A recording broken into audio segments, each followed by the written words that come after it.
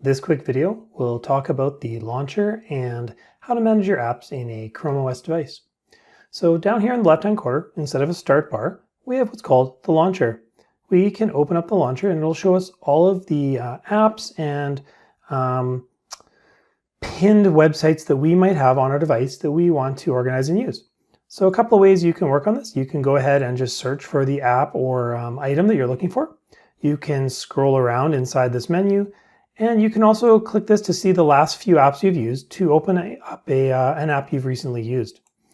The other thing that's a little bit different compared to Windows is that this is very much like an iPad in that you can create folders of multiple apps. So in this case, I've put all my workspace folders into I've put all my workspace apps into a folder.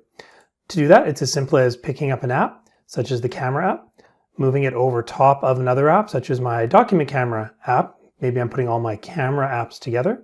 And when I let go, it's going to ask me to name that folder. Hitting enter will finish that name off. And now you'll see here that those expand and contract there. And I can drag those up and put them wherever I would like in the menu. So your app launcher is completely manageable by you.